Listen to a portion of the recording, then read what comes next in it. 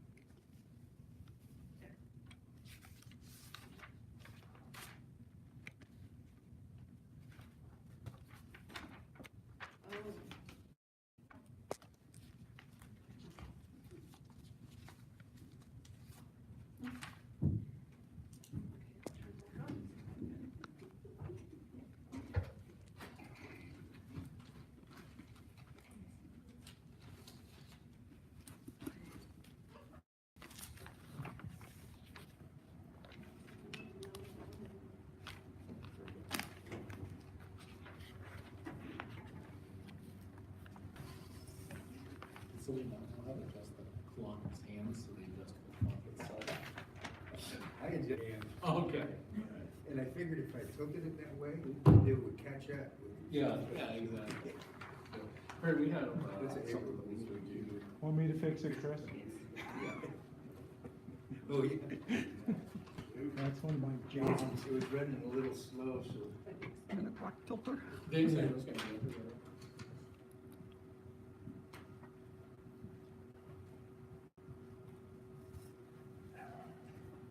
Perry, I'm gonna ask you your thought on this. So for the Fisher County newspaper, in the bid spec, Just look at on the screen. and I believe Lainey created this bid spec, but she's not here. It says, in G of the specifications, it says, include examples of publications with related affidavits of publication using the type, column width, and price for the proposal. But I want it on the screen. Portion of the advertisements So I don't need. for which the charge would be imposed must be specifically noted. Note, the sample public notices are included herewith and are On my laptop. two or my parcels in the computer tax screen, yes. foreclosure process. No, Tax foreclosure bid must be based on a cost per parcel basis. Okay, so those are the bid specs. So one county newspaper, or one newspaper in the county, well, base their bid on per parcel basis, $45 per parcel. Okay. The other one no, just gave us a cost per inch on the two different parcels, and so I there do, were I different can see prices. that there's, Okay. I'm not running So the mouse on the screen. in bid specs, when you're looking at that, On the other screen, no. where do we go? What's your thought on the fact that it specifically says must be based on cost per parcel basis? If one did the math and the other just left you to do it, I guess it's up to you to Yeah. decide Okay, if sorry. it's responsive. I mean, if they took the two parcels, figured it out per inch and gave you the price, Okay, then the other one figured out the price and broke it out per parcel. I'm not exactly sure how So you do now- it per parcel. It depends on the language. I mean, newspapers charge by column inch, don't charge by items. I don't get a flat rate for okay. Well, that's what the one, it. It's the assessment, your assessment if it's responsive. This thing, I'm Yeah. on the screen. Excuse me. I was just gonna ask, why would you have two different size examples and ask for prices of those? If you were only gonna have a flat rate, you just say, well, it's $30 for both, or $45 for every sample. You know, why even have two different size samples?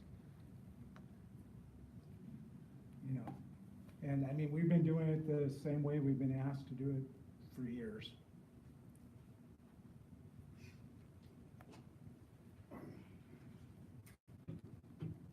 Well, thinking about it, because we got a bid for $45 per parcel. And it was actually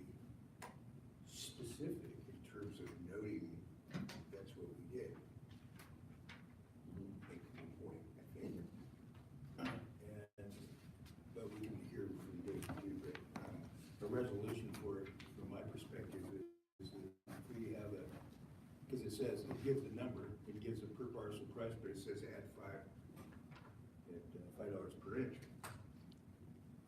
And resolution might be that consider the bid price as the per parcel bid, and if the newspaper go for that, and doesn't want a contract for that, then move to the next.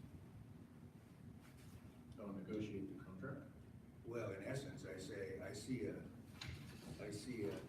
bid spec that says it's gotta be per parcel.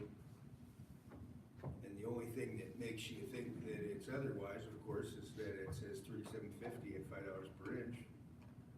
And the other bid is $45, that to me means flat rate. And so treat it as a flat rate. And it turns into a negotiation only that this is what we would award the bid on, if that's the only factor, and I don't think it was. I think we had some other things we were considering. But use that $37.50 as the flat rate. Because foreclosure notice number 2 is 63. Kind of to your point, if the idea of putting up two parcels was some way to gauge what the size of the ad would be. I mean, does it actually ask for a rate per parcel, or does it want the charge for a two parcel ad? Well, that's a good question. That's, You know, that's why there's a little bit of consternation. You know, I mean, obviously, if you said, how much would you charge us for tax foreclosure, they would come back and say, well, how many parcels? Because obviously, the more parcels, the more legal description, you know, how crap that you're putting into the ad. If the effort say, okay, it's a two parcel ad, how much would you charge us? Well, the one just went to greater detail. You said so much per column inch, this is what it costs. The other one just said, if we created that ad, it cost us $45. So I guess it depends in part on how they express their fees, but the commissioner's point, price is but one of the things. You do have the option of considering. Right. Well, because foreclosure number 2 doesn't say anything about per inch, so. Chris, to Just let me explain finish that- though, and then I'll let you do that. Foreclosure number 2 is at a rate that's less than $5 an inch, okay? What this means is foreclosure notice 1 cost, their bid was $37.50. Mhm. That is at the $5 per inch. I can read that. The 63 is also at the $5 per inch. That size of ad would cost $60.63 at the $5 per inch. I just did not add the at per. You didn't add it. I didn't write it in there. Oh, but it said that. Yes, but it does, that's what it's still at the $5. I just didn't type it in after the 63. What did we base that? $37.50 at $5 was 7 inches? Is that what it equates to be? I think Not quite 7.5. yeah. No, you were.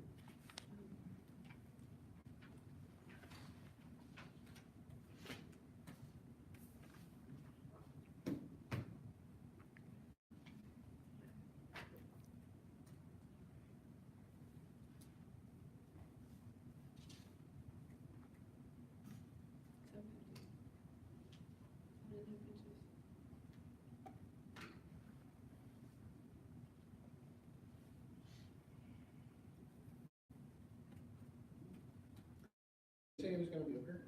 He did. So, so the second was at a lower price of $5 per No, inch? because that one,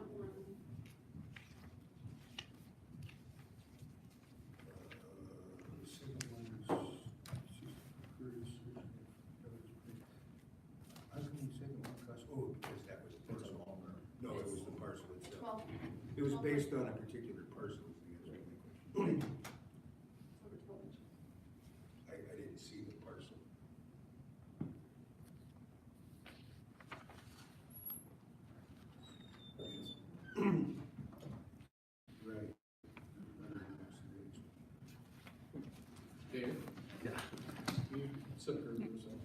So we're awarding the newspaper bid.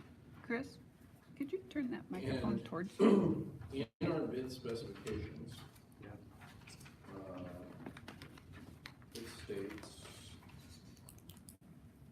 G, that 2 parcels in the tax foreclosure process, so we sent out 4, samples. Okay, so 2 parcels in the tax foreclosure process. And they were different lengths. So obviously specifically meant to send out 2. But it says the tax foreclosure bid must be based on cost per parcel basis, That's in the bid spec. Okay. So one of the newspapers bid $45 per parcel, that's just what it is. No matter how long it is, how short it is, it's $45. The other paper bid an inch value, so $5 per inch, so the 2 parcels came out to be different prices.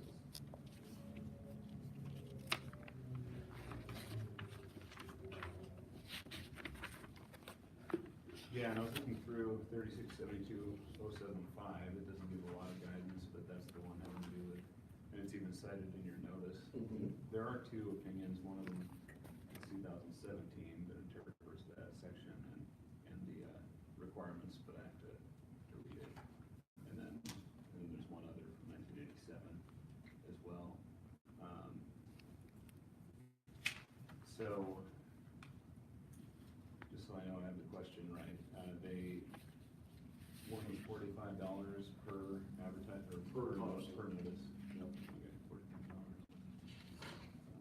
per parcel. And then what was the other one? Well, the other one bid at $5 per inch, so it came out to, the one advertisement came up to $37.50, and the other one came up to $60.63.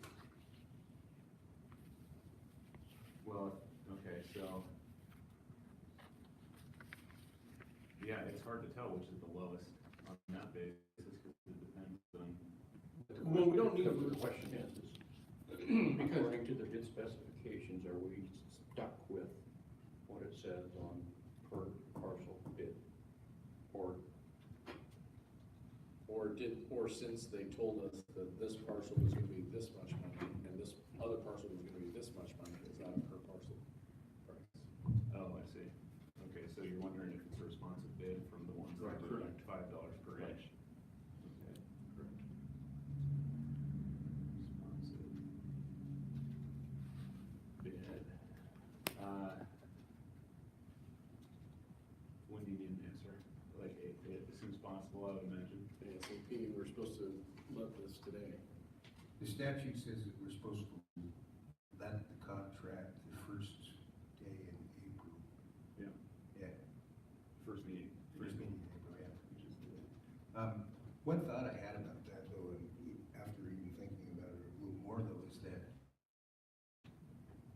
why do you have 2 parcels with a representation, a bid for each parcel? If it's a flat rate, then the spec is confusing to me.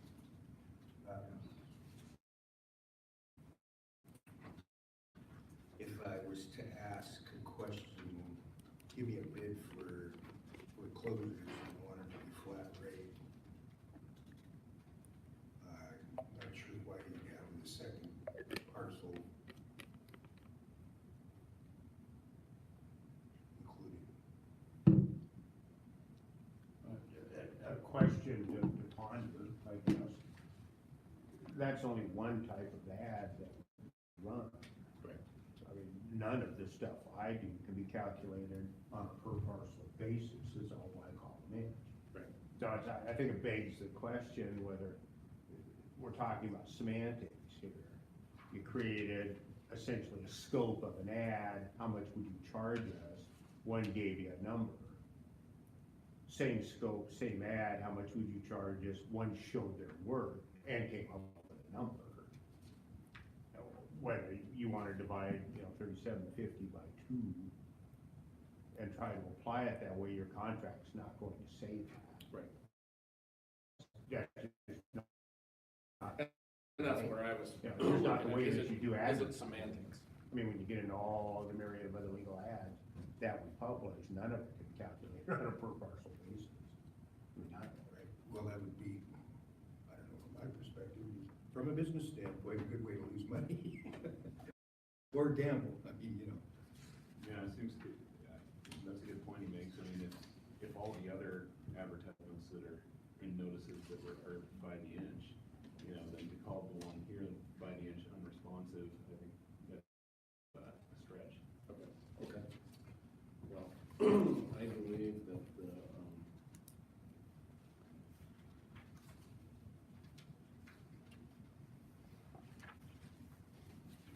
in light of You all. sure you got that, Kelly? Thank you. In light of, the bids, the amounts of, money for each bid, knowing the numbers of bids that we do roughly, would move to, award the county legal newspaper to the, Or is that from, what's that? is that Korean? It is the Sound Methow Valley News or Oroville Gazette. second motion. Motion second, discussion. Hearing none, all in favor? Aye. Opposed, same sign, motion carried. Sorry for the drama, Gary, we just had to get it right. I'm gonna go take some Rolaids. Thanks, guys. Well, we got some nitro pills in it. I might need those Well, too. I'd take Blood pressure pills pills. for Rolaids if I was the one that did the bid. Yeah. All right. Take care. Well, Thank you. Much grief and Put paper out this now. one gives, Is there anything else on that one you want me to look into, or? Okay. Thank you, Gary. Thanks, Dave. All right, see you guys.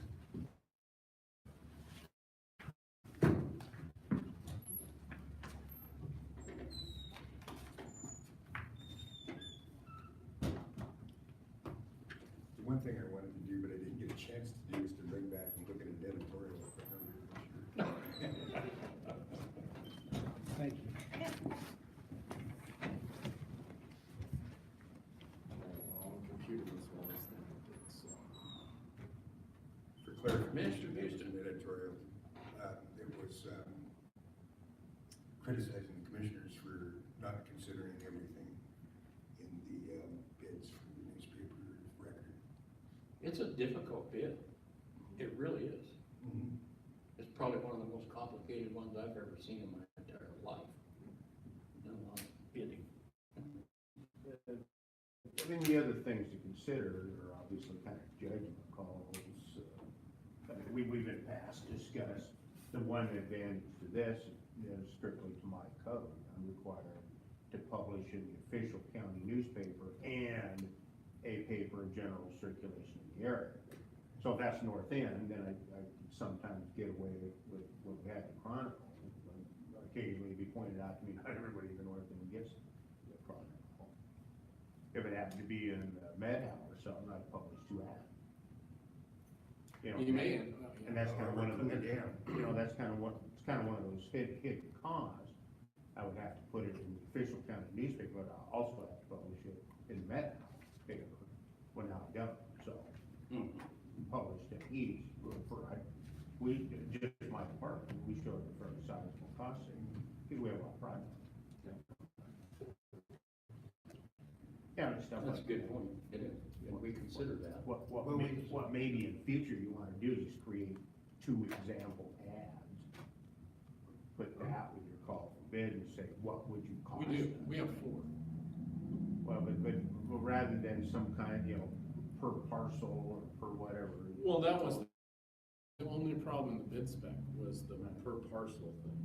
Well, and then And- the interesting part of it is that you take, you want a per parcel charge, and then what I discovered later, which you pointed out, was that there was a particular parcel that was used, sample parcel, but it was a particular parcel. And so it says, how much would this cost and how much would this cost? Right. Well, and Why send that's it to- puts a real spin on it, Right. because, then, if I apply my per inch charge, Yeah, this is how much this one costs, and this is how much this parcel costs. yeah, so the question would be, if the bid specs needed to have a per parcel charge, then it should say it's gotta be a flat rate for all parcels, Exactly, if that's what you want. yeah, and not even send out a, Right. sample Yeah. bid, notification. I mean, which would be an interesting thing to try to respond to. It would. I think you do essentially want to add a year. Yeah. That actually could be stuffed into that configuration, all the rest of them, or the legal ads and everything else that have to do with parcels. And this was just for closures, which can vary widely. Oh, yeah, you had 50 parcels 1 year and 6, and then. Commissioners, I distributed your agenda. I need to add a couple items to your planning agenda. First, an ordinance proposing an amendment to 17A water availability study area. The second, I want to share with you an enforcement action I've initiated up on Ing Road. So the very first, now this came out of discussions, now a number of discussions regarding water and the issues that we're having in terms of discussion of mitigation in the restricted areas of WRIA 48.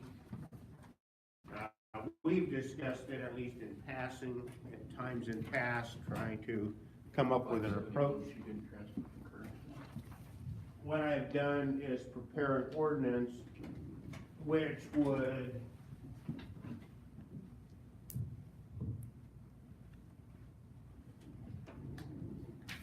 designate those surface waters listed in WAC 173-548, and more specifically, what we have come to call the restricted areas, as water availability study areas. Now, you'll note in the scope of work, some language outlining what the study area would accomplish. I'll come back to that in a moment. This would be the map that accompanies the ordinance. The red are those areas that have been reviewed by the Department of Ecology. They've given us refined boundaries. The yellow are areas yet to be reviewed. So the effect of the ordinance, if adopted, it parallels it's the same ordinance per se as in Upper Tunk, Lower Tunk, and Tamarack Spring. What it would do is prevent me from accepting applications for the subdivision of property. So just by way of a reminder, well, you have the code, the actual code listed from before. Well, why don't you go ahead and stay here for now, and let's go to the scope of work for the study. The original language was essentially just item 1. Types of mitigation, measures necessary to meet the objectives of protecting the close surface water from further appropriation and impairment. Dave was not comfortable with that, because he is not convinced that the language in 173-548-050 actually opens the door to mitigation. So I included these other 2 items. Consult with the Department of Ecology to determine if WAC 173-548-050 allows the appropriation of groundwater consistent with the restrictions 9044-050 if the water consumptively used is replaced. And 3, consult with the Department of Ecology to determine if water appropriated from outside of the restricted areas may be used within the restricted area. Now, they have shown some willingness to talk about that, but I don't know that anybody's really drilled into the rule yet to see how much latitude we have there. And I haven't seen a letter with DOE's letterhead on it that says. No one is signed on the line. No, exactly. So, if the commissioners wish to move ahead, the effect of this, you find your code? Did you quit looking? Because I said to go back to this. That's good. He's following directions. I understand that. Completely understand. Completely understand.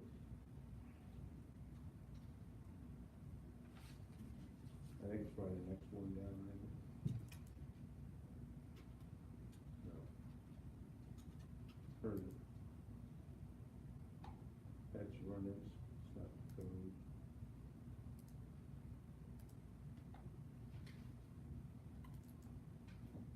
There we go. It's probably an earlier version, but We'll scroll down to, the special provisions.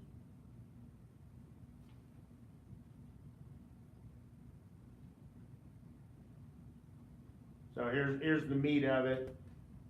No application for subdivisions of property located within an overlay zone will be accepted, except for public purpose, where no potable water supply is required, testamentary provisions,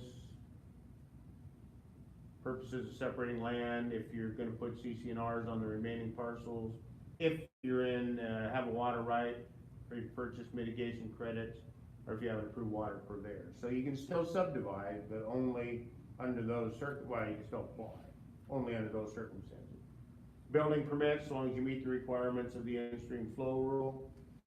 2-year review is your self-imposed, period of study.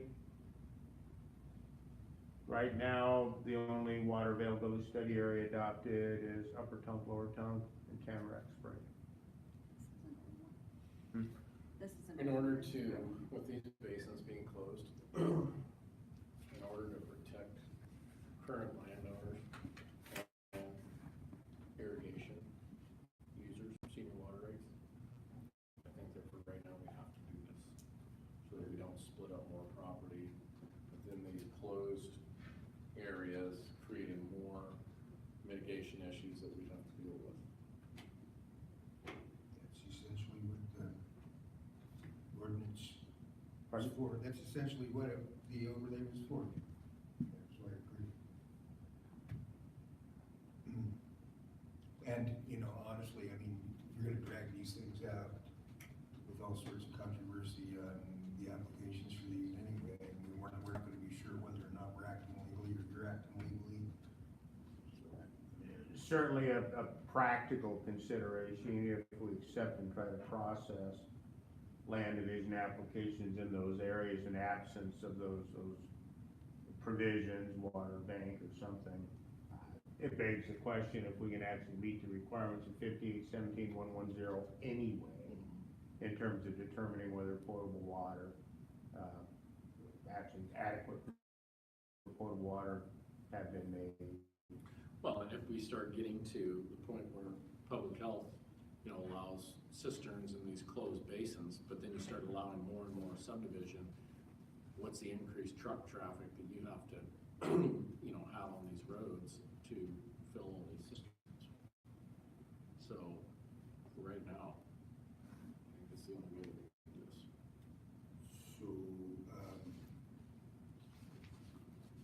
we have a draft ordinance. We could either move to adopt the ordinance as an ordinance presented in its draft form, or we can have direct you to put it in. If the commissioner wishes to move ahead, we need to do two things. One, Kelly needs to put it on your appropriate form with signature blocks and all of that. If you have no specific changes to the ordinance itself, then it could be adopted as it stands. You also need to set a public hearing date. Yes. As you know, 3670-795 allows for the adoption of interim controls without public hearing, providing you set one within 60 days. So we traditionally use at least 10 days advertising for a public hearing, so we do the math out. We wouldn't be able to publish until the 10th, which takes you out to somewhere, the week of the 24th or 5th. Because they're gonna be used for jury. I thought it was next week. I'm sorry? I was just asking what were the dates that we're not gonna convene because this room is gonna be used? That's the 8th and 9th. Oh, it is, Yes, next Monday. next week, right, so we probably won't have it staged, so it looks to me like probably the 29th, if you do it during my study session, the 29th. Unless we have something we have to do. because if we convene, it's gotta be in And this how little you room, gonna I get don't want to get public. Yeah. input. You can't meet the 8th and the 9th in No. public says, so say, No, yeah, we know. keep in mind, we gotta publish, or we should have published and give at least 10 days notice. Okay. We won't be able to publish until the 10th, the earliest, which takes us out to the 22nd or 29th in terms of your, public hearing. What's the, my computer's all Yeah. moved up here, what's the, Thanks, Kelly, that's nice. Go ahead. That little calendar display. Actually, we could, That would be antique. I had to turn it off, I could do both, my screen went total blank when we turned that on. so if you did the publication next week, you wouldn't be, out, you have to give 10 days notice. I'm sorry? Will you give him 10 days notice on the, That's what we have always Okay. required. So, say the 22nd or 29th, if you schedule it during my study session, will be your earliest available date. 29th or 30th? I'd move to have staff,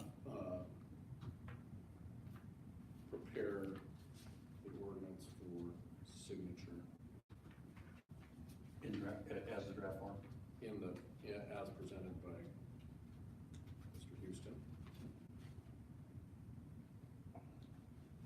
Second. Motion, second, discussion. Do you have an objection to actually adopting in its form the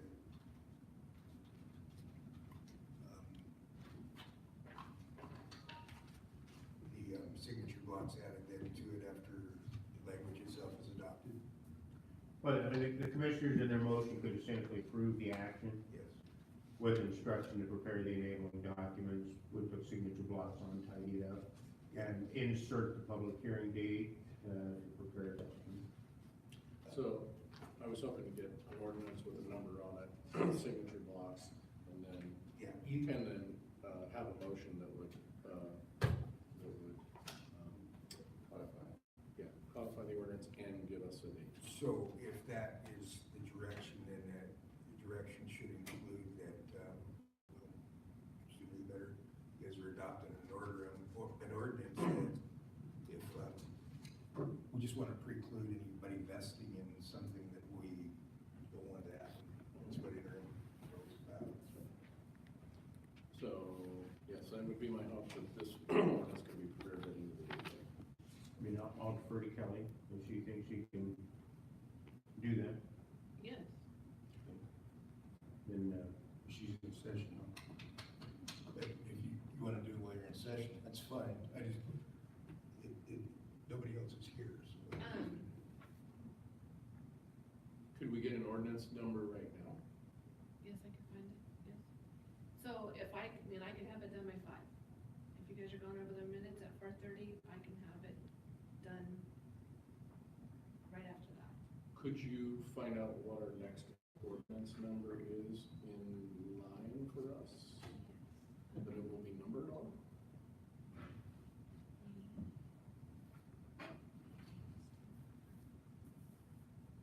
It would be number 5.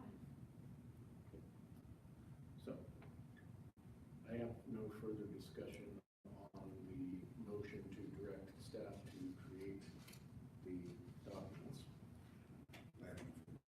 Okay, no further discussion? Do you wish to amend the motion? I'm not interested in it only because I think she's gonna get it done. Okay. I'm not, yeah, I amend the motion. Okay. So no further discussion, all in favor? Aye. Opposed, same sign. Motion carried. Okay, now, our ordinance number is going to be 2019-5. 2019-5. Okay, so I would move to, I actually want to see, I want to make sure that all the dates and everything in there are good before we do that. I agree. That is the only thing I would be able to tell you would be the dates of the Yeah, hearing. the because dates and stuff like that. we So have to get the the ad. 29th is, I got a calendar back now. Is there It's anything on Monday. your calendar for the 29th? Right there. Only a short No, version. Oh, you mean the commissioner's agenda? calendar, yeah, the agenda. Anything during the day that would preclude us from doing it. In fact, between on Tuesday, between Citizens Counter Parade and Tuesday, that day, that's on Tuesday, 30th. There's nothing. The commissioners can set it within my study I was gonna session. say, if we set it within a study session. So, let's set the public hearing for, the 29th at 1:30. Was that a motion? No, it wasn't a motion, but that'll be in the ordinance. Okay, you got the Is number. that true? Yeah. Yes. I highlighted in red, Kelly, where the date, time of the hearing would go in the ordinance. Do you have, okay, got it. For your discussion, commissioners, Dave has reviewed the ordinance, shared with you his concerns, and have added language to deal with those. Other than that, he was okay with it. Yeah, I don't know, on whereas,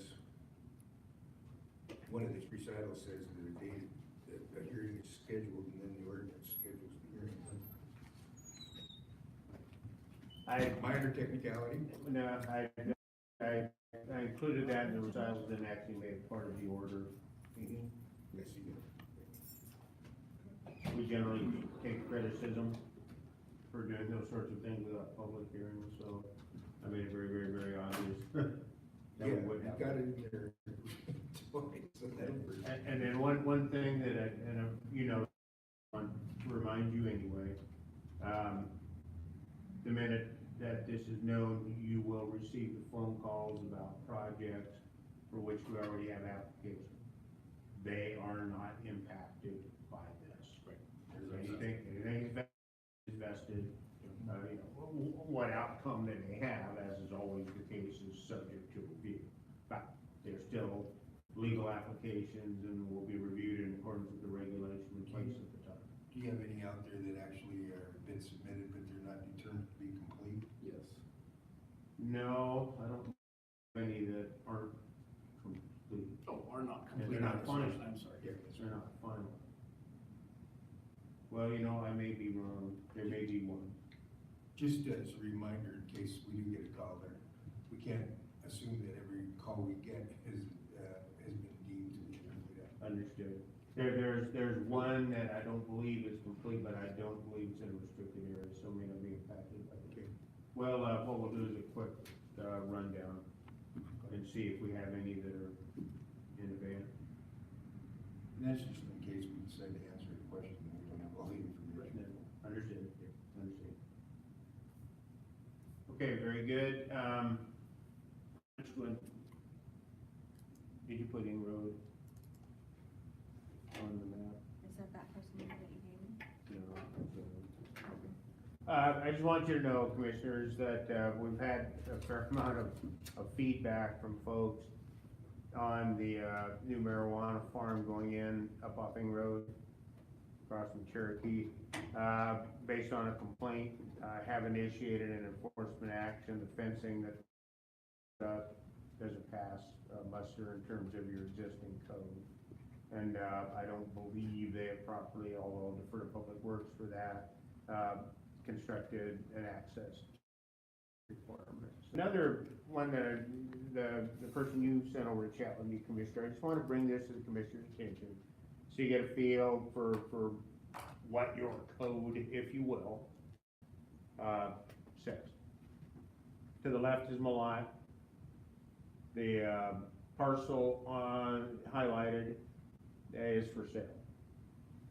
Some of the neighbors have been told that an investor wanting to put a marijuana farm is looking to buy. We have no applications or anything. I just wanted to share with you the discussion that I had earlier. It has irrigation water. It's bigger than the 5-acre minimum. By the definition in your code, that would not be considered a high density area. All of the things being equal, they could site there. They could cite. Yes. I mean, yeah, it's depending on, they may not be able to cite everything they want to. That's another discussion. But you could put a tier 3 marijuana farm on that parcel in accordance with the regulation adopted a couple weeks ago. that shoreline piece was the common area. It is, yes.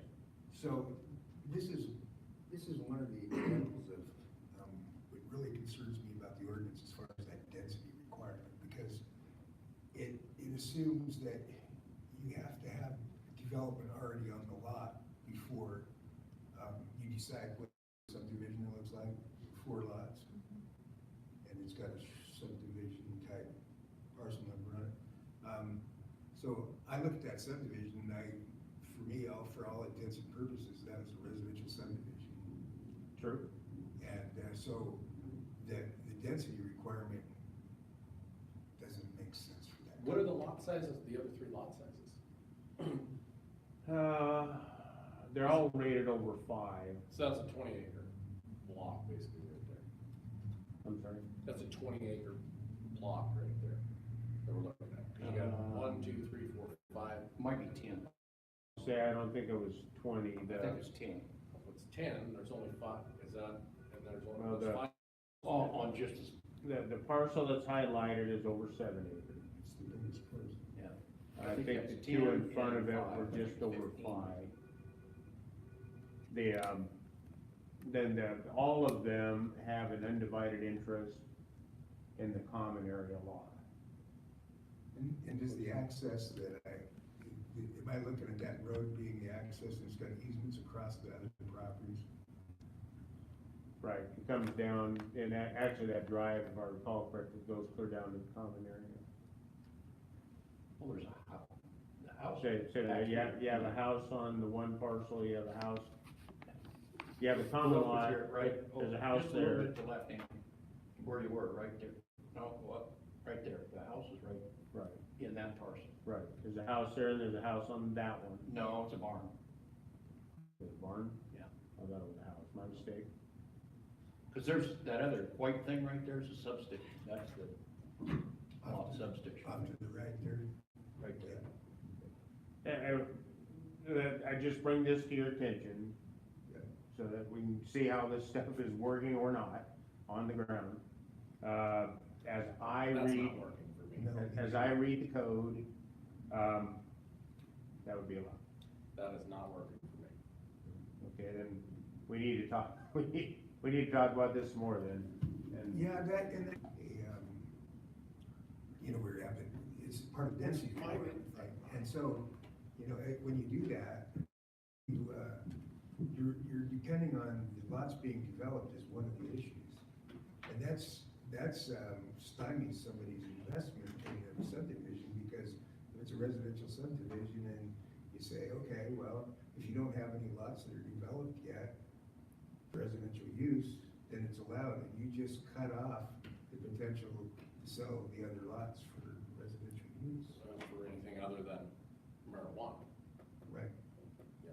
And that was I think that was kind of the basis for doing that, was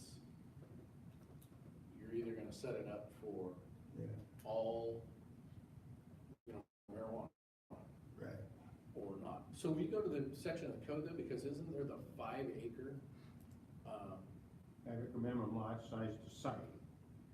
no, but what is the density, requirements? Okay, you got that.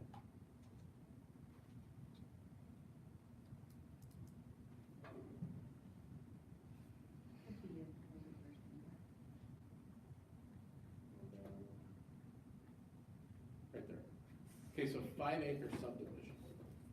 Okay, so if it's 5 to 10 lots, 60% of the lots have to be built on before it's considered, is that a 5 acre subdivision or a 4, was that a 4 lot subdivision if there's common land? The way we've interpreted and the way we apply it is we look at however they were formed. We use the term subdivision, that's how the advisory committee tended to think of it. But if you look at the proposed site, you look at the surrounding parcels. If the surrounding parcels are predominantly 5 acres or less, then we look at build out. You may have a series of short plats or a number of actions that create that mosaic of lot sizes across the landscape, but then we go to build out. So if we have 10 lots in that immediate area that are 5 acres or less, and we have a 60% build out, it's defined as high density. Okay, so that doesn't say 5 acres or less subdivision, that just says 5 acre subdivision. Yeah. Okay, so if it's, if you got four lots that are 5.04 acres, does that not fall into this code? Predominated lot size is 2 or 5 acres. Say, if you have that 2 to 5, anything 2, and then we can certainly polish up the land, but 2 acre or less lot sizes. If you have 25% build out, you're high density. Okay, so go back to the subdivision, Angie, please.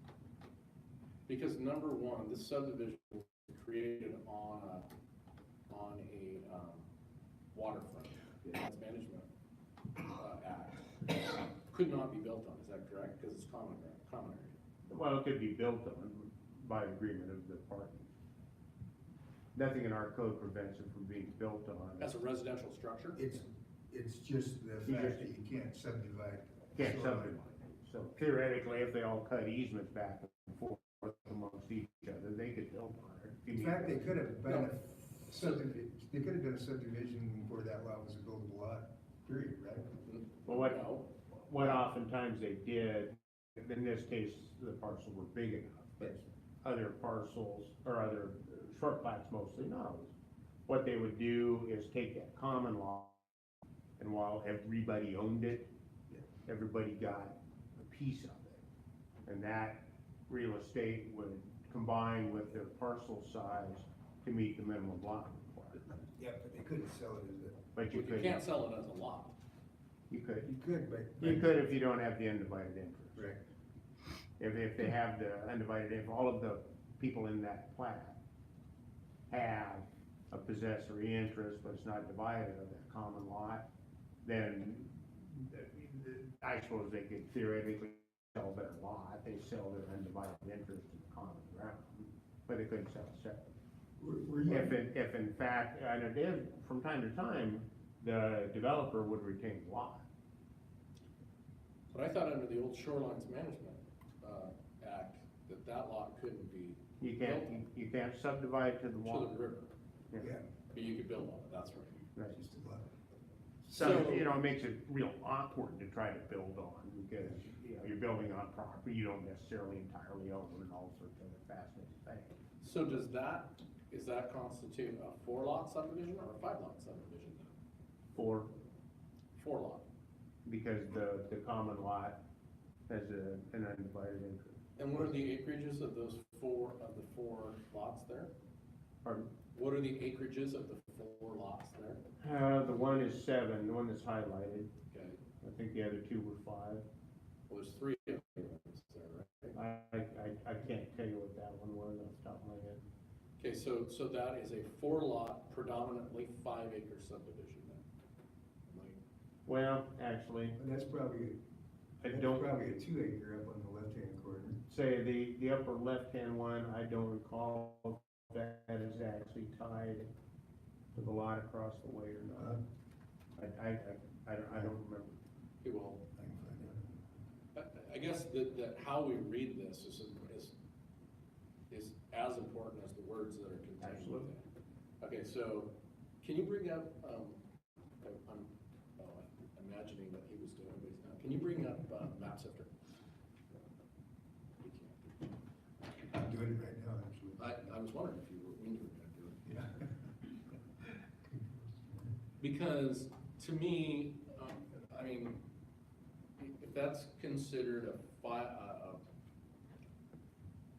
Well, I might say, we need to figure out if that one little sliver is actually hooked to the one across 97. At any rate, it's either a 4-lot or a 4-lot with a 5th common lot, which is not divided. right, so that can't count. So it doesn't necessarily count as a lot. Okay, and if there's 4 of them and 2 of them are 5 acres, then the predominant acreage is 5-acre lots. True. And so if it's a 4-lot with 5-acre predominance, that means that if 40% of it, what was it? If 40% of it or 50% is built on.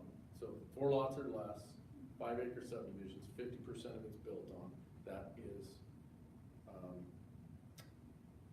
then can't cite anything there. If that's true.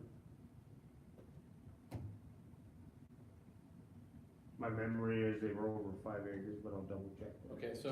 I mean, then we don't, that we begs don't the have an question then. application, that's why we're That- talking about That it. begs the question then of, does 5.04 acres mean that you're over your 5-acre minimum? Because we'll never have, I mean, I've seen so many lots that are, you know, you gotta, whatever, you're 5.04, 5.05 to make sure you're over your 5-acre minimums, and then they squeeze down the last one, and because they don't need it.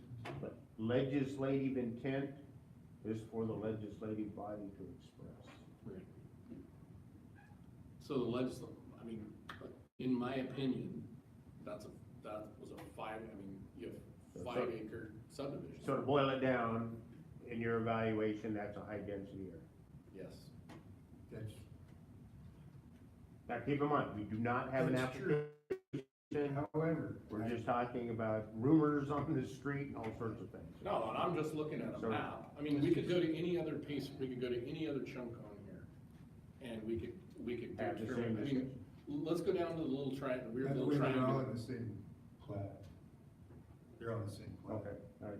There's short plat, that's the hill short plat. All 5 of those. Well, what size were the other 2 parcels, Commissioner? This one is, they didn't put the part, 3.34 For the 2 in front, for the. or that one, No, let's see, let me see which one I'm on now. For the pointy one on the right, So that's only 3 acres right there? yeah, 3. Oh, okay, well, then that's definitely 5 acres. So what's the bigger one then? The big one? Yeah, go up See, just. there's a lot of question.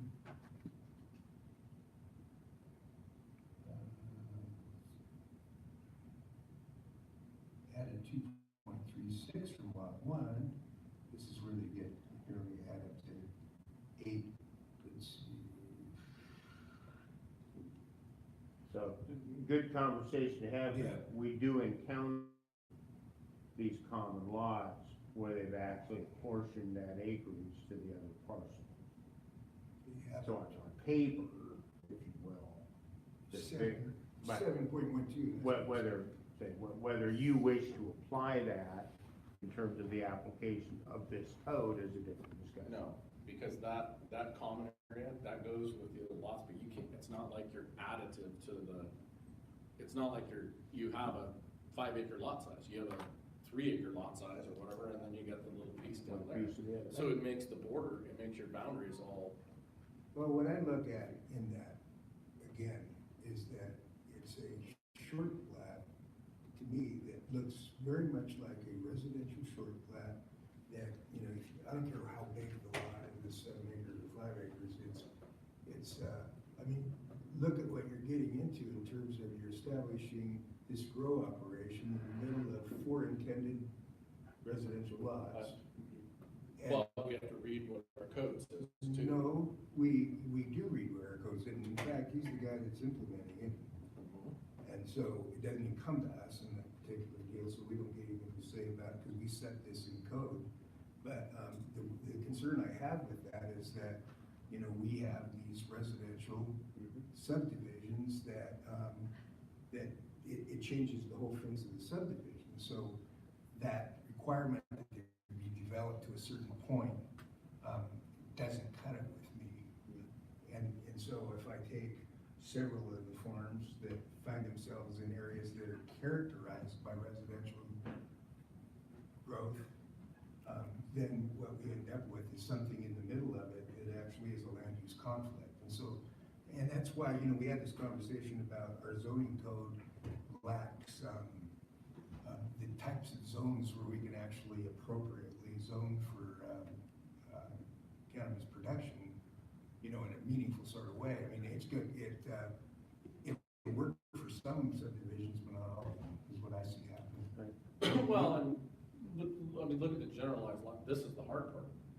Okay, so you take that little block, Mhm. and you say, okay, that looks like a residential subdivision, then you go across the street, Mhm. okay, and you got these big open fields, Yeah, but you're only across the street. yeah, but I don't have a easement going right through the middle of the operation, et cetera, et cetera. So I can move down the line and look at each one of those lots, and they're typically characterized in that area by mostly ag uses.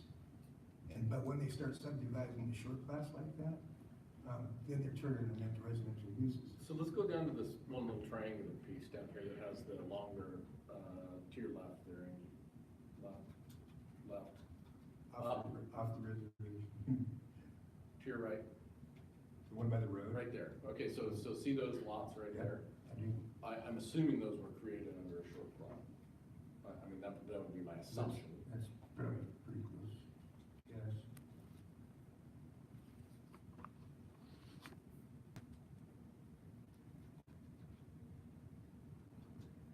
Your roadway is there.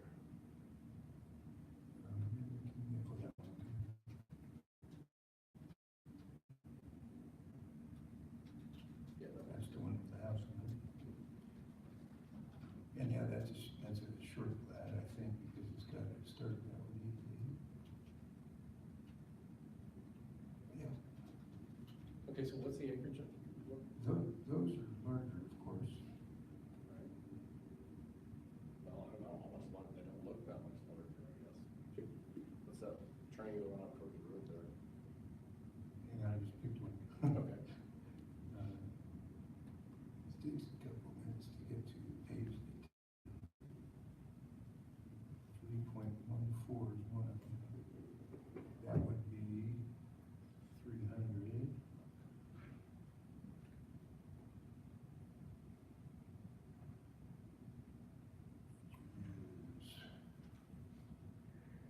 Get back to my map. That would be the longest skinny one. It's 3 acres? Mhm. Okay. Typically, let's say that's 5 acres, that's a 5 acre subdivision.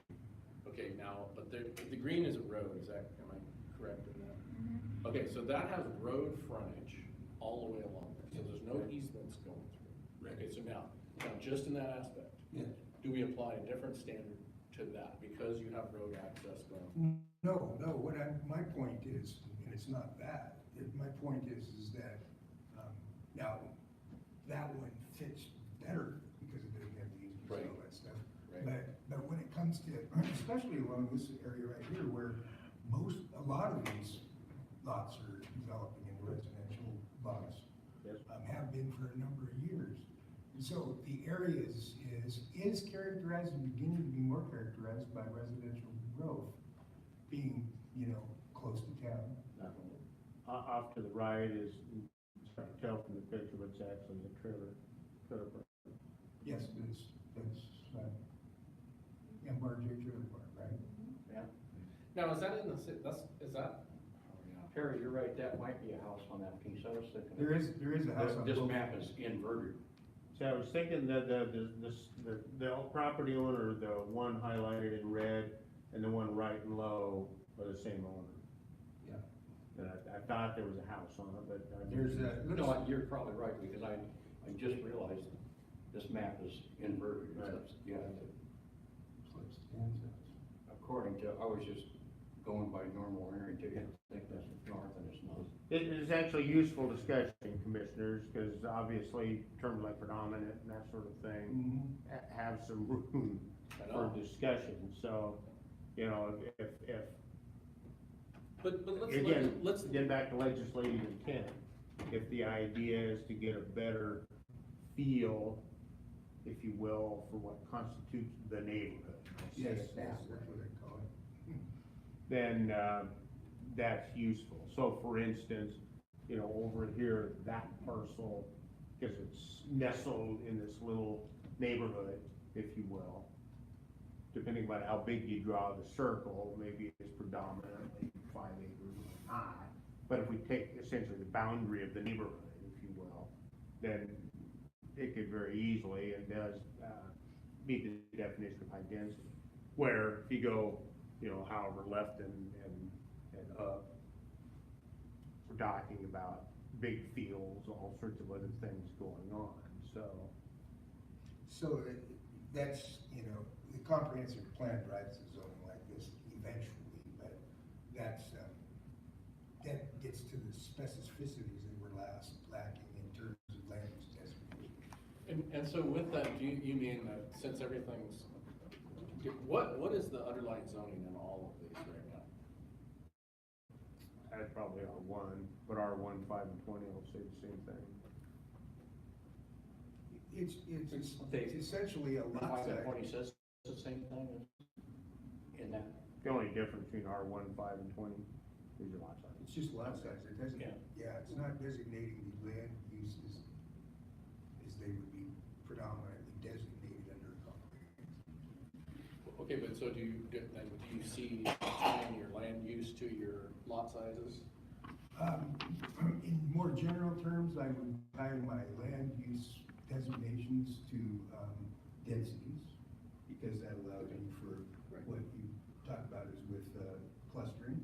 Right, so if I said, okay, all along that road for, all the way to the river, and then on the other side for a distance of X or whatever, then I'm gonna have an R1 zone there, because that's all along the road. Then moving out, beyond that, I have R5 or something like that. Well, yeah, so, but the zoning designations that you're talking about, and I'm not, let's make sure we understand that I was talking about land use designations that generally describes where land use is allowed. So what do you tie the land use designation to? The types of uses that are allowed in that area, land use designation area. No, So- no, what do you, okay, so if we were to say, okay, if we were to, can you blow this map up, just, or make it bigger? Make it so we can see more of it? Oh, this is not a, It's just a screen. But regardless, if I looked at, well, hang on now, Okay. just hang on, okay, okay? Because there is a regarding to this, because I wanna try to understand what you're saying and apply it to something that I can see right here. right, Okay, so we have Malott down there, okay, so Malott's an unincorporated area of the county Yep. with a fairly high density, okay? Now, the land use around Malott is mostly agriculture, right. okay? So, but if I'm, let's say that loop right there, that, the green loop by the river, where the road comes down, Angie, I don't, yeah, right there, yeah, okay. So within that, let's say I wanna grow pot, right there. Okay, so, and my land use is agriculture, well, okay, so that's okay, but yet I'm really close to the higher density there, and on the other end of that, I've got this good access road that I've already determined there's some higher densities there. Okay, so in that, when you look at that map, how do you determine what your land uses should be? Well, there's a little bit of discussion that goes on there, but number one, now we've done a really good thing, we've separated the concept of lot size from the land use. And so then I look at, again, where Malott is. We had a discussion about whether that, what they call a landwrit, or what do we call them now? Neighborhood, commercial, unincorporated Yeah, county okay. building. Whether or not that area is going to expand, and whether or not we're gonna plan for that. And, you know, it's quite likely that you go into that area and talk to people about that. But then beyond that, there's a whole bunch of ag up in the north part of the map. And so you might, again, taking in more than just what right here in the map today, and make a designation of that. And the designation, the interesting part is it may be ag, it may be ag residential, so you can call it Tailor land. it to what you want. You can call it a land use designation that is meant to meet certain purposes. And so we have to consider that we're in the valley. Those lots that are up there to the north are probably not in the floodplain. Right. And then there's a good many other factors, what kind of critical areas exist, except that the old highways there, Okanogan is what, about 8 miles away, or 5 miles away? 5 miles. 6 miles. Those are all factors that you might consider in terms of, we want a land use designation, and land use designations, again, can range further than, they don't have to be named by our zoning code. No, Yeah, I they shouldn't understand, be. you can you could follow a boundary, whatever boundary you want to follow, create a polygon. Yeah. And say, that's a land use designation that we feel fits within this polygon. Right, for these reasons. Okay. And then, To the point the discussion you're having, out of the 2016 code, Malott is neighborhood commercial, because it's a Lambert in GMA speak, we call it the incorporated town. Wakanda has the same, so. yeah, and then So just, you know, obviously there's some contrast between what Malott represents in terms of kind of the commercial urban center that it is, as opposed to Wakanda. or just go up the road to, Pleasant Valley, which is mostly farm. Again, though, there's parcels that are developing into residential there, but there's where you make some, conscious, some thoughtful ideas and what kind of land uses then would be allowed in those areas. And then, when we get into those, then we could get to the point where we're going, well, do cannabis operations and a good many other things on the use chart fit in those areas? So, we don't have land use designations right now, we just have zoning designations, and within those zones, Right, but we do have land use designations, they're just, we used to, I don't know what that 64 plan had land use designations. well, what's in the, well, I mean, but how are we determining what's being built or constructed, or what you can do? in each one? What you have, there's a number, I think to your point, there's a number of designations on the book. On the map, there are but a few. Which is kind of one of the things that we've debated on and off since I've been here at any rate. For instance, industrial zoning, there's but very few acres of industrial zoning in the county.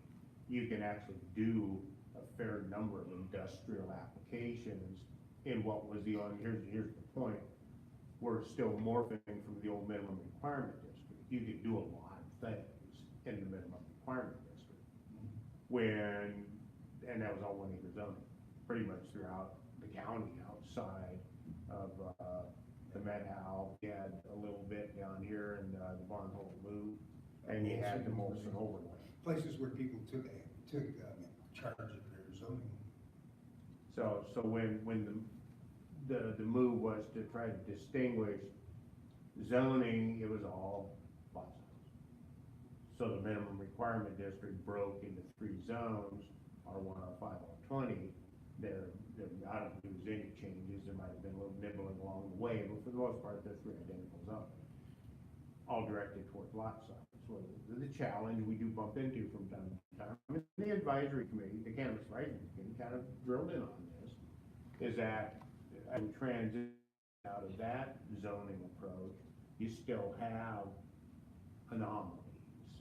You have a little wad of, comparatively speaking, small lots surrounded by whatever shrub steppe or agriculture or whatever the surrounding ground has, that would be. So the magic will be in trying to create that spread of zones across the landscape that allows you to do what you need to do. And that obviously is for you and the constituency to decide and where to best do it. And that's kind of that, the marijuana thing has really brought that to kind of a head. Right.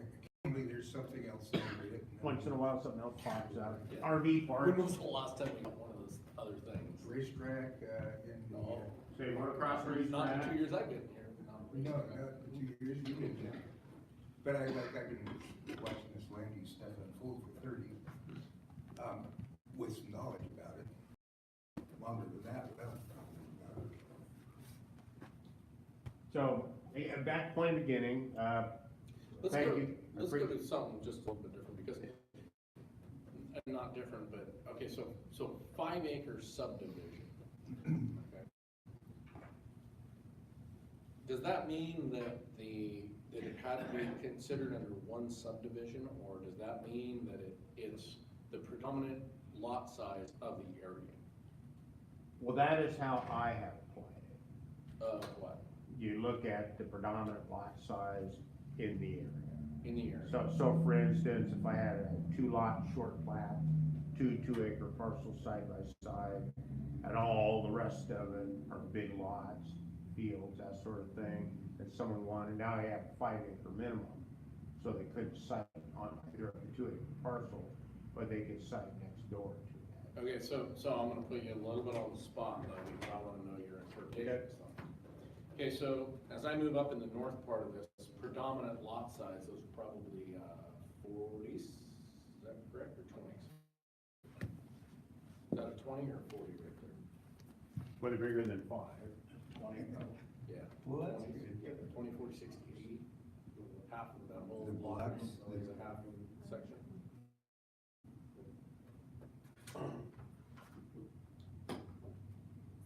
Yeah, okay, so yes, you're right, they're bigger than 5s, it doesn't matter, they're bigger than 5s. So those squares up there, I just grabbed one that was a 30. Okay. So they're 30 to 40 acres plots, I do believe.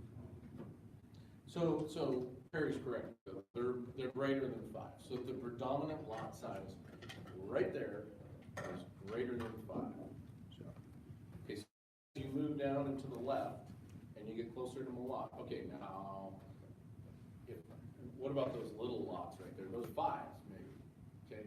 So where do you hit the spot where you say, okay, the predominant lot size is now 5? Well, let's talk about that. This is useful discussion. So where the arrow is now, if you wanted to cite somewhere in that, I would determine it was a high density area and you could. If it was built on, though, if.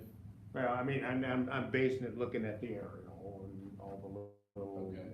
dots that look to be houses and buildings also. So what if I'm the guy applying and I say, but in your code, it says that it has to be 40% built on or 50% built on in the subdivision. And there's only a 4-lot subdivision there. I don't care how many houses are sited all around that. The subdivision itself is only the 4 or 5 acre lots, and none of them are built on. They would appeal me to the hearing examiner and we'd do that there. Okay. I would like to get some. It's how it would work. No, okay, that's good to know. I wanna make sure that when we're doing these things, that there's a little bit more than just,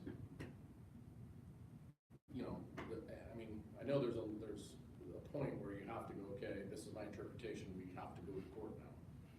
But it's nicer if it's more solidified. Oh, no.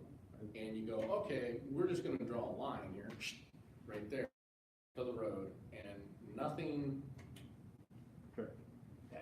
Actually, and and then, they tried to do that. I mean, my perfect world, In Perry's first thing out of the gate, when we brought that marijuana advisory committee together, was trying to draw some polygons around some areas and going, okay, within this, as a land use area, we're not gonna cite marijuana here. Nancy started that exercise and finally threw their hands up. No. Whether for lack of resilience or because it was just. Where there were too Such many a people dawn. already cited in there and they wanted to make sure. Well, Well, maybe more than that. Whatever. Yeah, it's just because, there's a group, that doesn't have all the tools that they need to, like them in making those kind of determinations. And go back to it, I think probably largely they would agree that the zoning that we have, it lacks the specificity to have zones, and I'm not saying that you gotta get down to the fine point. No, I agree. Yeah, but So let me pick another lot over here. Let's go over Perry to or Angie, I'm sorry, down, straight down, left, another one, yeah, that one right there. Okay. So, what is the general lot size of the subdivision? What's That's that? really not a subdivision. But is it or is it not? Because at one point in time, how many, At one point in time, how big were these lots? They were 160 acre pieces, right? So what are we talking about for subdivision? I guess that's the other thing, because, okay, so that's not a subdivision. Well, that's why I kind of, I agreed with Perry in terms of describing the neighborhood rather than just the subdivision, you know? Yeah, so where the arrow is right now. Yeah, If I had an application come across my desk, I would not determine that was a high density area. right. But, By the code. but if you go across over there to that other one, that's out in the middle of nowhere, that's a 5 acre, it would be, just because it's closer to the land there, even though the lot that you're on right now probably has a better potential to be subdivided into residential, Probably. a residential neighborhood, because it's on the road. You know, and you know, it is what it is, a problem or no, I am the holder, but, to flip the coin now, residential is allowed everywhere. So, you That's know, not a subdivision. to a point, this was actually kind of a point that the cannabis committee arrived at, both sides.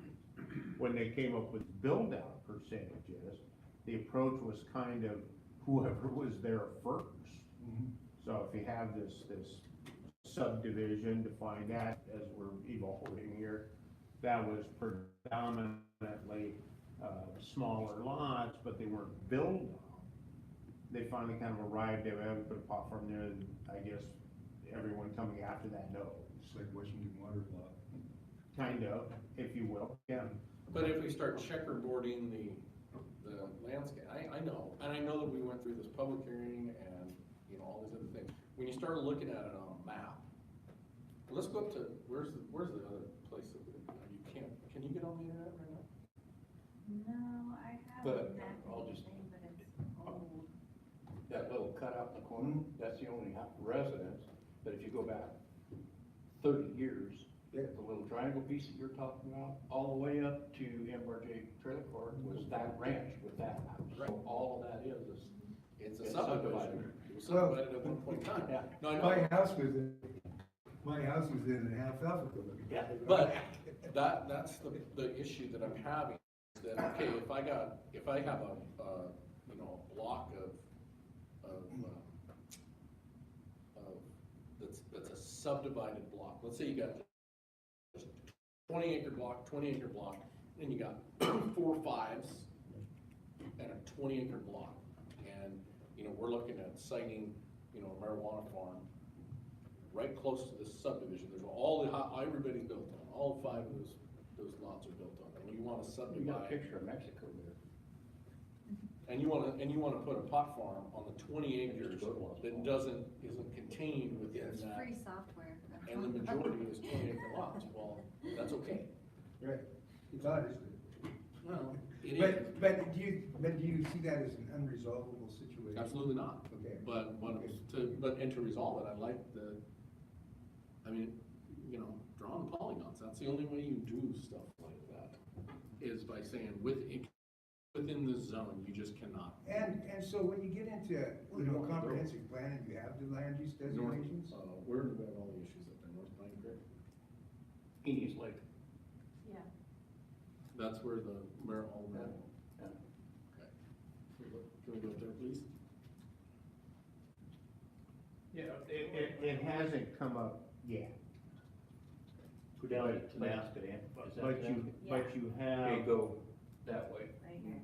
You have a There you number of those proposals that came out, 07, 08, And this is an 09, old aerial, so you know. where we bunched up a bunch of large lot subdivisions, which then came in with a series of short plats. We bumped them up, or bunched them together under development agreements, put them through environmental review. So you have this mosaic of 5 acre lots across the landscape, predominantly 5 acre lots. None of them have built them. Or at least very few. So they wouldn't meet the build out requirement. So theoretically, at least. So, can you get on the map set? I got Or would you? Yeah. Then I'll take it. question. Right around Anius Lake there. Yeah. Just some of the lot sizes just around the lake there. Oh, you can, I'm sorry, Well- you know, you can figure it out. She's got it on it. You mean around the lake? 5.96. Okay, just go down and click on another one. So, you know, one of the things about around the lake, of course, is that you definitely have an area that has actually shifted to a residential nature. Right, okay, so click on that next one down. The little one. No, the big one. So, the big one. Fishing well, isn't it? 11.6. That's part of Okay, the so, fishing- so, That's a Oh, yeah. fishing area. oh, yeah, okay, so what's another one there, residential one, there you go. 10 acres. Okay, so predominantly around that, the land's been subdivided. You have a lot of houses around it. And I would say predominantly, you're at 5 acre parcels. I mean, is that? It looks like that one, I mean, big ones scattered in among them, for the most part. They're 5 acres or less. Yeah, and so, okay, so now from there, now how far away from, if I'm saying, if I go over into, let's say, one of these bigger parcels, oh, to the left, Angie, on that green, whatever it is, corner, right there, okay. I don't know whose that is, but let's say I want a site over there, but I'm right next to, I mean, am I predominantly 5 acre parcels right there? When I see the feedback out of your advisory group, and you recall, we had a big discussion about how far outside of those subdivided areas would you go. Outside would not be high density. Within, we didn't create I mean, at least in terms of specific language, we didn't create a rhyme around it. I think that we're gonna have. So there's other things, there's other tools. Some stuff, because, you know, if I look at that lake right there, and I got all of those people building houses on 5 acre parcels, and I wanna build them, put a marijuana farm in, right on the other side there, because that's a 100 acre parcel, but I only want it 25 feet off of the boundary of that, thing, and I don't care about anything else, cause I wanna have my workers looking at the lake, or whatever, I can do it. So, right, that's a good point. And there's other tools too. If you have 2 zoning districts and they're by each other, then you can create additional buffer requirements between the zoning districts themselves. You know, so if you have uses that are likely to be in conflict with residential uses, you can say that particular uses especially, but even agricultural uses have to be offset. Or, we did this in Oroville at one point, way back when we were doing comprehensive planning, it was when we were at the edge of town, we were looking at ag lands, and we were going, okay, the town's growing ag lands, you know, who's there first? And we gave deference to the ag use. You know, there was a variety of things talked about, but if you were, for instance, at an orchard near a spring, there was some compromises made, because we did multifamily development right next to those orchard properties. And it was, you know, if you're gonna spray over here, and you're in the urban growth area, or in the city expansion area, different rule. But if you run up to Lake Osoyoos, you're gonna see those kind of conflicts develop, that are developing. You're gonna have them, and so you start getting land use designations that accommodate the uses and try to avoid the conflicts. Because there's a lot of conversion. See, the lots are oriented to the lake. Yeah.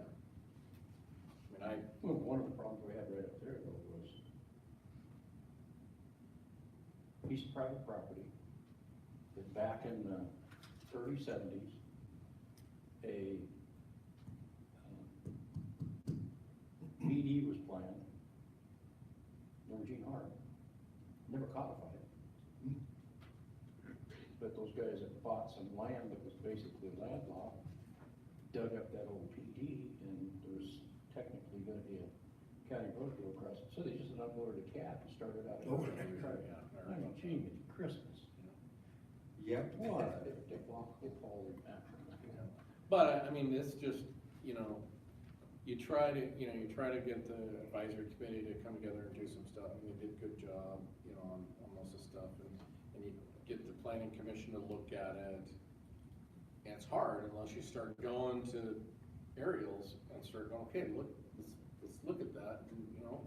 Well, there's something you said about that. A friend of mine who's a planner that did a lot of work for us down here in Islands. She's always said, I like to make my maps first. And for a very good reason, you know, because then she was actually working with the landscape and what was there. Before she actually assigned the descriptions to the designations, because, you know, if you go in there, you can say, okay, well, let's make these designations. Right. And then we'll describe them.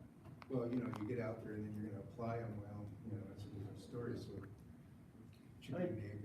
You'll recall the advisory committee wrestled with the whole question of setbacks from high density areas and setback from existing structure and all of those, they all came up and we all talked about it. And you, in fact, got some feedback from one of the dissenters, if you will, in terms of the majority opinion, to use the phrase.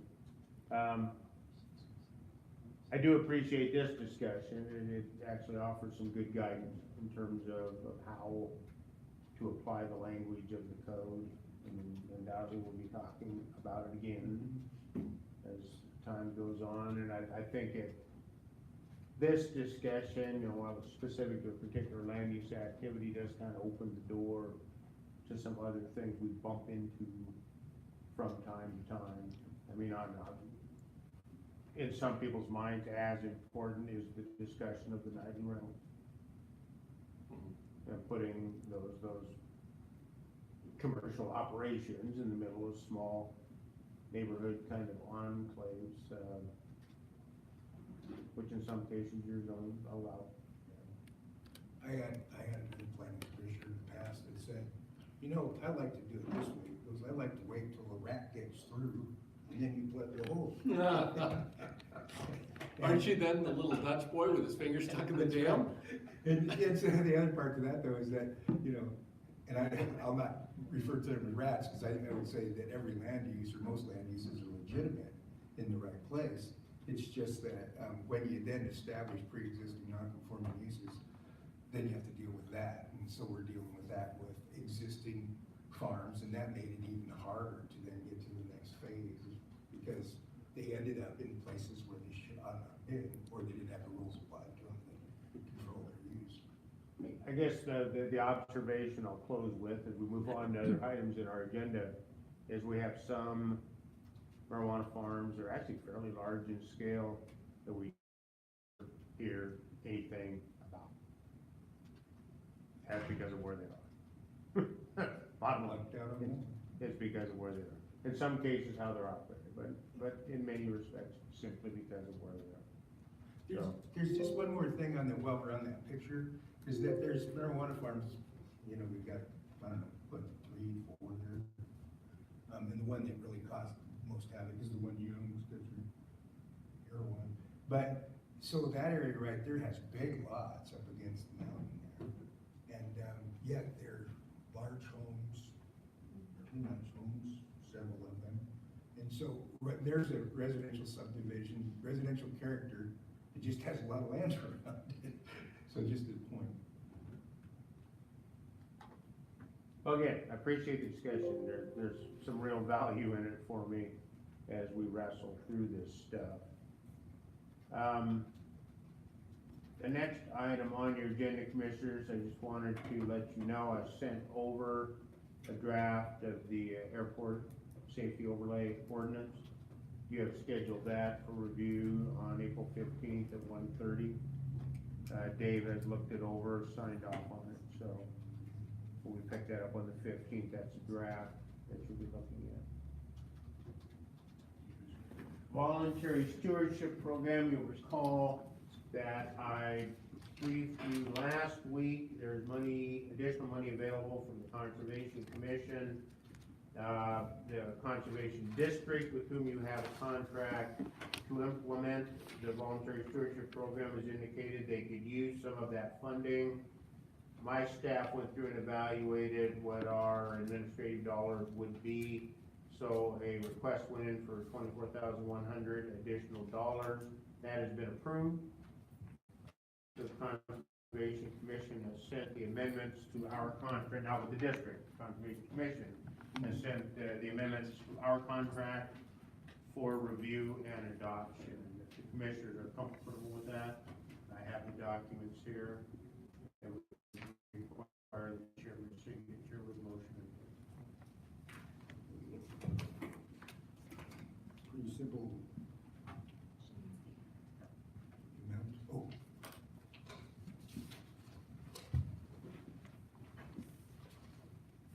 $24,100. Thanks. There's no dollar sign, so I don't know what that means. Pesos. What did I say? No, he said there's no dollar sign, and I said, well, it's not pesos. I move to approve the amendment to the Conservation Commission contract for the VSP program. Authorized chair. Authorized chair to sign. Second. Motion second, discussion. When we see an amendment to our contract with the Conservation District. Funding is only available through June 30, so they'll be ramping up their outreach efforts, is what it's geared for. At this point, I still have enough spending authority in my budget, but I'm going to be coming to you in short order. We talked about this last week as well, with an amendment to consider this new funding. Our evolution, if you will, of the $60,000 grant that we had from the DOE that's been awarded yet, but the money's been set aside. And then the additional funding, which will now be required, and I have some copies of the contract, with the Conservation District for the facilitation for the WRIA 49 effort. All of those combined will exceed my spending authority. So I will be coming in with a supplemental to fund professional services, budget neutral, because it's all reimbursable from grant funding. The one thing that I assume the commissioners want to do, but let's chat about it a bit. You'll recall the original approach for the grant from the Department of Ecology, the well tracking grant, as we call it, contemplated a planner one position in my budget, and that was actually put in. So if we now take the different tack in terms of how to implement that program, that would come out. Any discussion we've ever had in terms of augmenting staff, and we saw the discussion ongoing with Oroville, we've had some other things we've talked about, never contemplated a planner one position. So I don't see any reason to leave it in. If we're not going to fund it under the well tracking, we can pick up whatever else we talk about at the point that we arrive at some kind of a conclusion. That was the approach I would suggest, unless commissioners have a different tact in mind.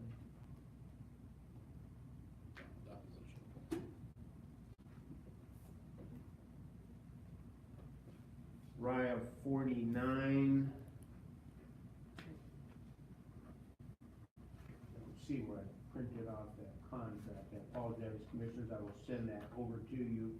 The Conservation District, you'll recall what we were waiting for was their budget. They have created one. Total for the 2-year term of the contract is $108,000. We have 10 for the facilitation services in our grant application, so it's within those boundaries. It's anticipated to meet the February 2021 deadline. We'll have to have the Watershed Plan update to the Department of Ecology probably no later than October of 2020. So that will be obviously where the heavy lifting takes place. So the money has been allocated. for the remainder of 2019, 2020. The other 2,000, I'm assuming, I'm talking to Craig, but anticipating his answer is for whatever minor tweaking we have to do that 2-month window in 2021. So that budget seems reasonable to me. I'll go ahead and send that over to you. Perhaps you can take action on it tomorrow.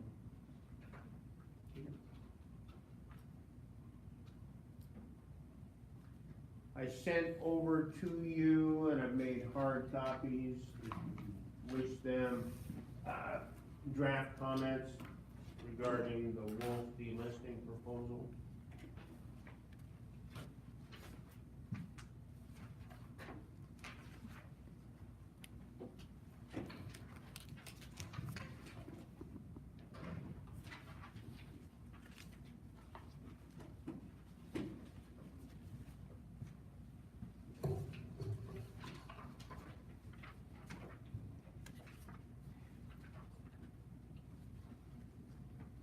The language that I've included, I have tried to couch in the tone that this board prefers in terms of public comment. So for the most part, the linchpin upon which it turns is there's lots of wolves running around by all counts. Essentially, the program has been a success. Time to delays. The positive, if you will, objectives realized through that is it become a state management issue where most other game issues are found, and then whatever management authorities you might have, the bulk of it lies with the state, if in fact the federal government delays.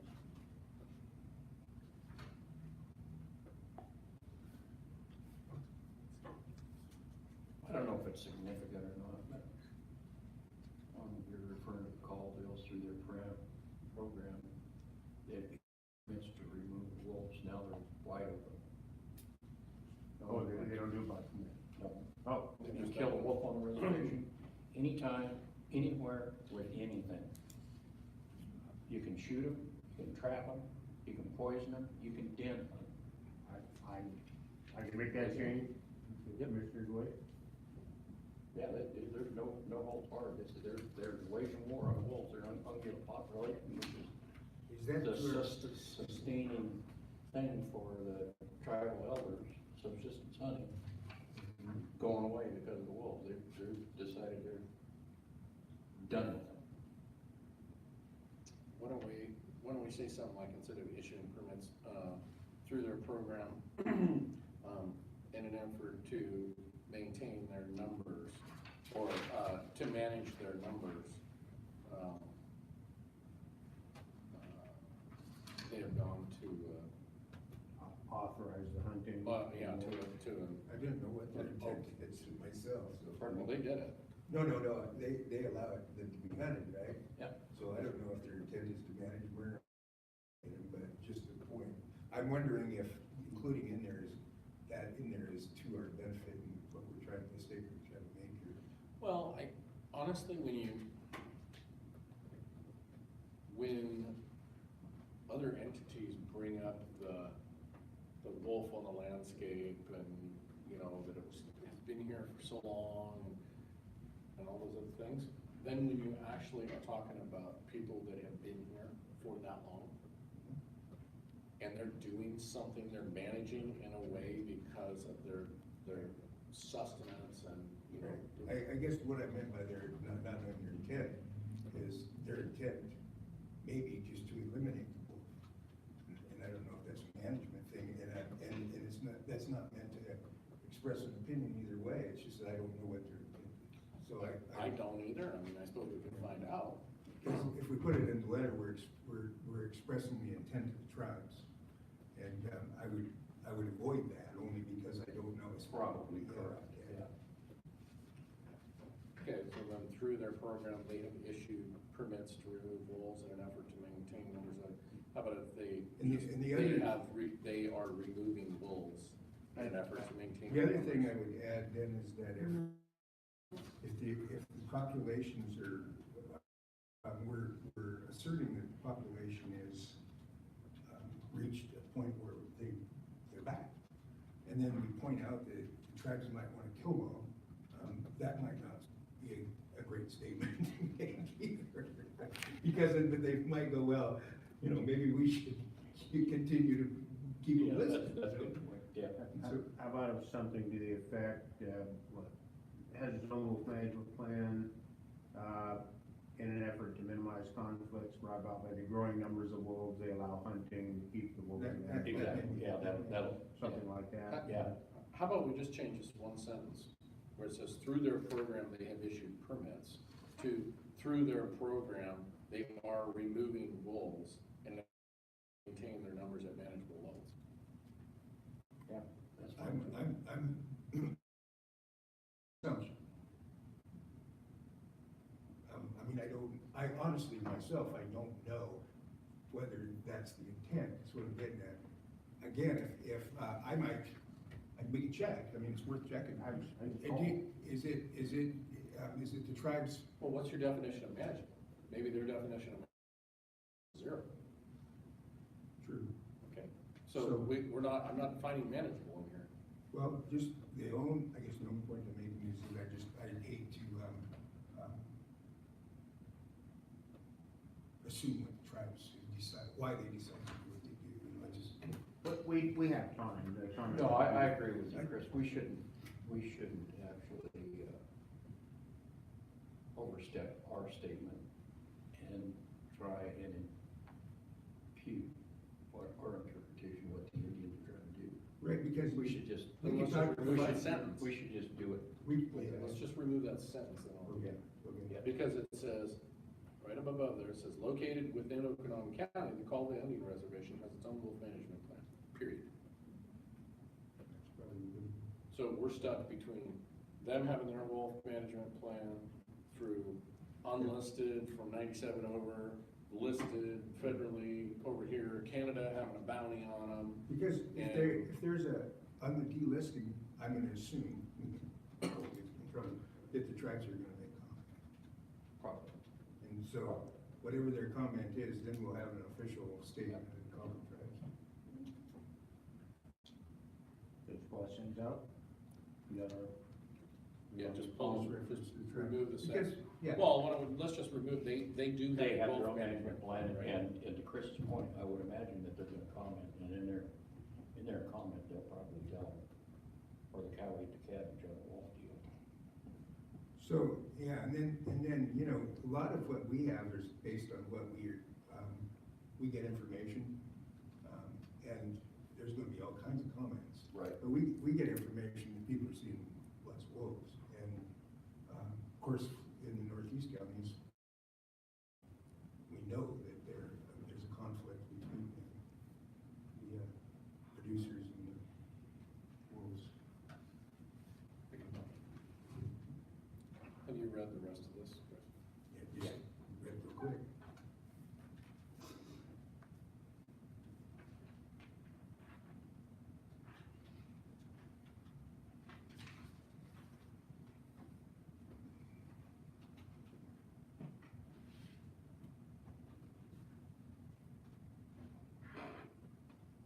And certain, you know, this is a function of, you know, how the Endangered Species Act works. If there's a proposal to put it on the table, there's opinions expressed, and data to be sorted through, and Yeah, but this is a comment coming from the Board of County Commissioners. So, and my belief is that wolves are, they're not threatened anymore, that they are actually coming back, and that the listing, the federal listing is inhibiting the state's ability to manage property. my observation is, and knowledge through what I'm told, is that there's plenty of wolves out there, I don't know anything else. And so this says a lot, but it pretty much the same thing. I talked to even people on the, even getting down along the lower Methow now, people see wolves, they see wolves. A lot of people know what a wolf looks like.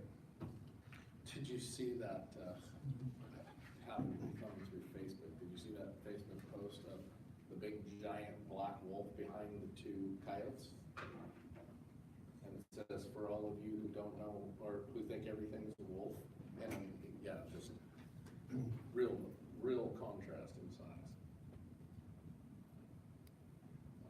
Okay, So, but the other thing I guess, another comment is that if we find ourselves, in a situation where wolves are brought in or allowed to be in, or however we describe that, and we find ourselves wiping the tax out because they're not behaving themselves, I question why we're doing this. well, yeah, I mean, you can question it that nature balanced itself out. And you know what I mean by why we're doing this, why we're trying to manage a wolf population when it's really hard to get a wild animal like a wolf unless you decide to domesticate them and let them run around, and good luck with that one. It's pretty hard to get them to do what you want and not to do what you don't want. And so the more you bring in, the more conflict is gonna happen. And they do real good up by Ross Lake, right up to the Canadian border. They just stayed up there, yeah, they'd be fine. Well, I told them. I know you did, So I would, move to, amend the letter, as we have stated, and to, sign and send to, the U.S. Fish and Wildlife Service for comment. Motion second discussion. Hearing none, all in favor? Aye. Did you capture the amendment, Kelly? You want me to make the change and send it back to you? No, I got the changes. Could you email me this so I don't have to retype it? You don't? Oh, I better send it to Lainey, my mistake. She is not the clerk of the board today. I'll go ahead and, I'll go ahead and send it back. I sent you a few things today, Yeah, so you it did. wasn't Thank you. complete yet. That's good. I'll send you this one. Okay, thank you.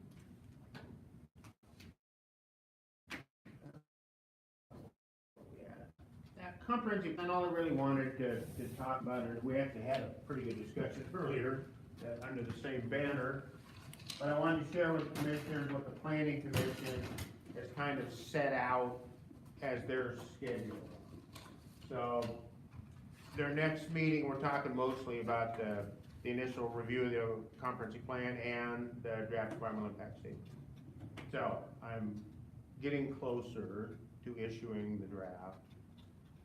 I don't know that I'll make this target, but I'm getting closer. April 22nd is their next regular meeting. If I can pull it off, we'll begin the discussion of the draft DIS. So that's presupposing I get enough notice out so the public has time to comment. If it gets too tight, I don't want the public to have just a short period of time to work on it. So what we'll do is just talk about the draft comprehensive plan at this meeting, and I'll give them an update on the EIS. Because of the Memorial Day holiday, their next meeting is May 20th. We will pick up the draft EIS discussion, or begin the draft EIS discussion. I want to go ahead and have, in the middle of the public comment period on the draft EIS, a public hearing in front of the planning commission. So that people have the opportunity to not only submit written comments, but they also have the opportunity to give testimony. Their next regular meeting is June 24. They're just talking about a special meeting in between, depending upon how all of this kind of coordinates, which will likely be a study session for them to work on the draft EIS and on the draft of the comprehensive plan. Once we get through this, we'll be talking about the recommendation of them to you. Now, one of the things I did want to talk about, queuing on past discussions we've had, and an option that you made, Commissioner Branch, in terms of how we morph from the draft EIS to the final EIS. my initial idea was the planning commission would review the draft environmental impact statement. Through their deliberations, they would drill in on a preferred alternative. We would then take the preferred alternative, write the comprehensive plan draft that they will send to you around that, and issue a final environmental impact statement. What would come to you then is their recommendation, a final environmental impact statement. You would review both. Obviously, your options are amend, remand, or adopt as it comes to you. If you adopt it as it comes to you, we're done. The final environmental impact statement stands, as does your decision, then we get into the litigation or lack of litigation or whatever. If you amend, if you send it back, then of course, we deal with that. If you amend it in a manner that would direct additional environmental review, I was going to deal with that through an addendum to the final environmental impact statement. I just wanted to make sure that the commissioners are comfortable with that approach, or if not, then I change my approach. I'm fine with it. I'm okay. Addendum is fine with me. Addendum is especially appropriate if the changes aren't comprehensive. If they're not sweeping, I mean, obviously, if we do a lot of extensive changing, then I would at some point probably suggest we send it back to the planning commission to work on. I mean, it's up to you, obviously, but. Well, let's see where we get by that stage. So, that's, Are you gonna have that for tomorrow's meeting? pardon? Are you gonna have that timeline right there for tomorrow's meeting? Yes. Very good, thank you. So, we on track? Any questions, comments, observations? Okay, very good.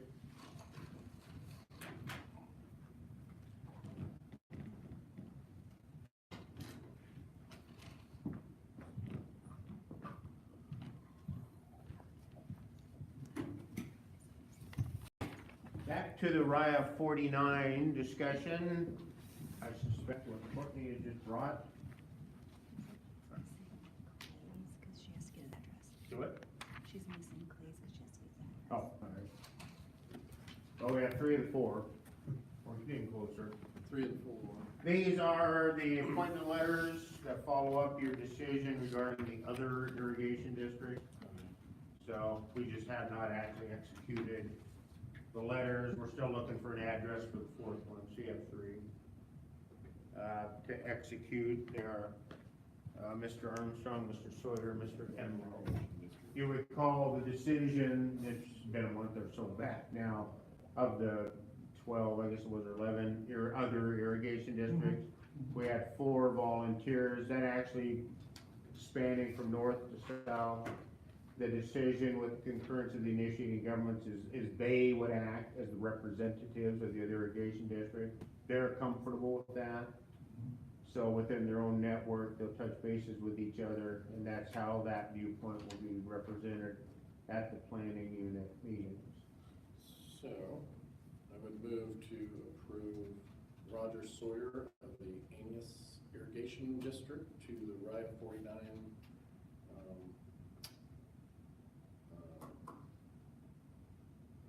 water Planning unit. the water resource planning unit.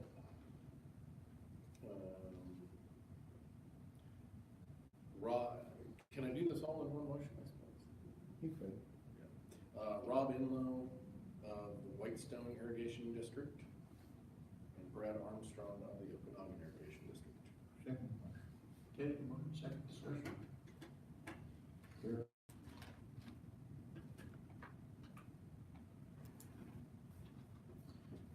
So last item on your agenda, Commissioners, I sent over to you those attachments that the Department of Defense sent here a few weeks back.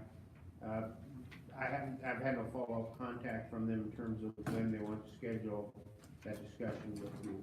But the documents are samples of outreach forms and complaint processes and things like that. What they're trying to do, again, by way of a refresher, is to get ahead, I assume in anticipation of heightened operations that may impact our area.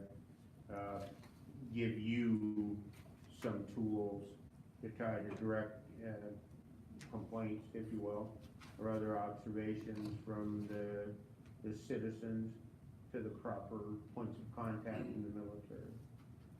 So, I sent the attachments over for your review. There's no action to be taken. If you have any observations, I'm sure she'd appreciate hearing them. I think we heard what it was impacts earlier. Well, something went on. I heard a jet after that. Gene thought it was that kind of a stabilizer. Apparently they have their, lost my word, simulator trucks that they had in the back, and they have essentially like a backhoe. Your, what do you call them, braces. I guess if they drop them a little quickly, it makes a hell of a racket. I don't know, that was, I thought a if that was the case, I think we're on like a jello layer or something. Well, we do have a hollow parking lot. Say we do have some opportunity. But I think we've gone through the pavement on that. That's your agenda, commissioners. Anything for me? Perry, where are we at with the conditional use permit for the landfill on taking waste from outside the county? They came in and talked with us about it. Didn't they submit an application? I don't believe we have an application. Let me double check. Okay. I know you had a conversation, I just didn't know where we were with that. We talked about it. We actually came up with what the packet would look like in the course of action for review. Let me double check. I was prompted to remember by this article I found in the Wenatchee World on King County's landfill. It's been full for 2 decades, and I don't know if you picked that up, but they tend to find ways to make it last longer and longer. Just, various management things. We have something similar, except we have room to put cells in. Right. Let me get that information for you. Okay. Anything else, Commissioner? Very good. Thank you.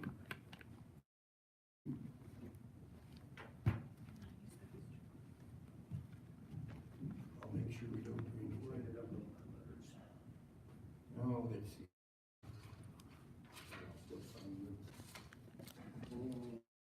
Right here?